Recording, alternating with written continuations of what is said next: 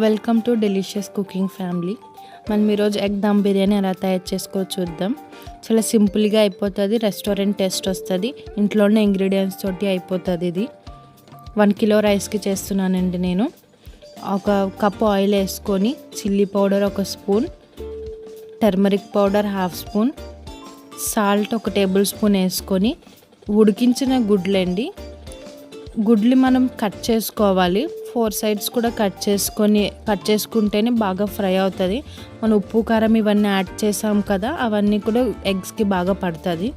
అలా కలుపుతూ ఉండాలండి, అప్పుడే మనకు అడుగు పట్టకుండా ఉంటుంది. ఎంత బాగా కలుపుకుంటే మనం అన్ని సైడ్స్ కూడా అంత బాగా ఫ్రై అవుతుంది. అలాగని ఎక్కువ కలిపేయకూడదు. చూస్తున్నారు కదా, మన ఎగ్స్ కూడా కలర్ చేంజ్ అయిపోయినాయి. మనం ఇప్పుడు ఒక ప్లేట్లోకి తీసుకోవచ్చు ఎగ్స్ని.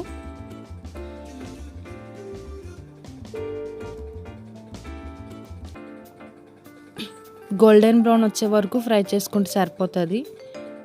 అదే ప్యాన్లోని 2 tablespoon ginger garlic paste వేసుకొని ఒక 2 నిమిషాల వరకు ఫ్రై చేసుకోవాలి.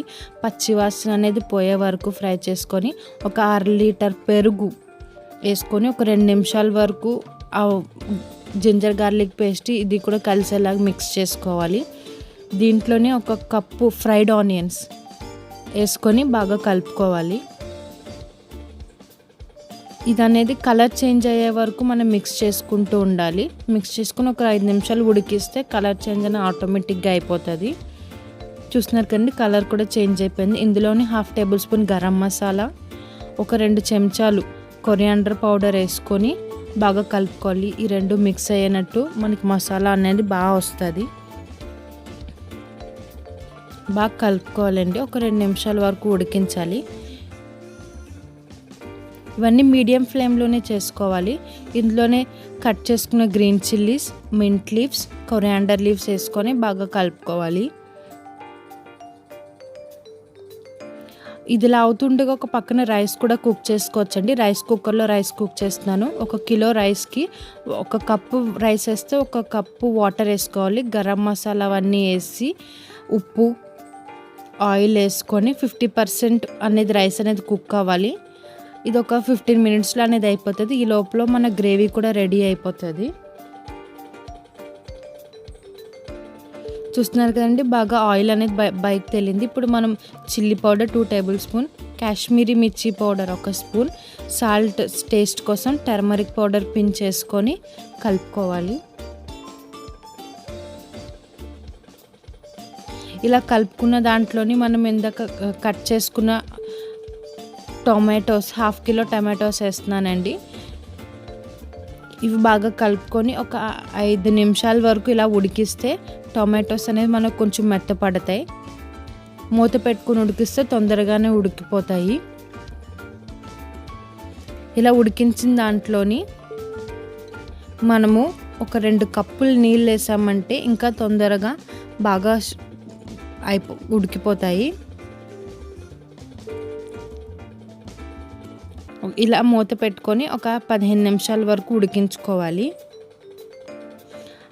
మధ్యలో ఒక 5 నిమిషాలకు ఒకసారి, 2 నిమిషాలకు ఒకసారి తీసి కలుపుకుంటూ ఉండాలి. ఇప్పుడు మనం దీంట్లోని ఇందాక ఫ్రై చేసుకున్న ఎగ్స్ని యాడ్ చేసుకోవచ్చు. అప్పుడే మనం ఎన్ని మసాలాలు యాడ్ చేసామో అవన్నీ కూడా ఎగ్స్కి బాగా పడతాయి. మళ్ళీని గ్రేవీ అనేది కూడా చాలా బాగా వస్తుంది. మనకి గ్రేవీ అనేది రెడీ అయిపోయిందండి. దీన్ని మనం హాఫ్గా సపరేట్ చేసుకోవచ్చు. సపరేట్ చేసుకొని దమ్ పెట్టుకోవచ్చు రైస్ వేసి. ఫ్రైడ్ ఆనియన్స్ వేసుకొని ఒక లేయర్ ఆఫ్ రైస్ వేసుకోవచ్చండి.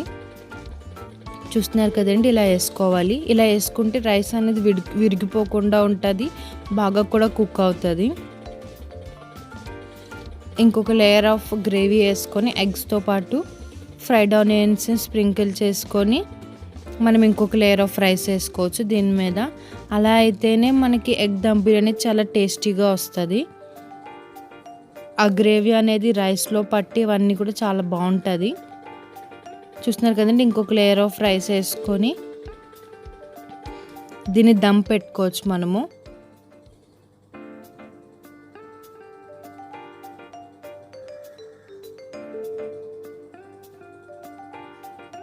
చాలా సింపుల్గా అయిపోతుందండి. మీరు ఇంట్లోనే తయారు చేసుకోవచ్చు దీన్ని. రెస్టారెంట్ టేస్ట్ వస్తుంది. దీని మీద ఫ్రైడ్ ఆనియన్స్ అనేవి స్ప్రింకిల్ చేసుకొని ఒక 15 నిమిషాల వరకు దీన్ని దమ్ పెట్టుకోవాలి. లో ఫ్లేమ్లో పెట్టుకోవాలి.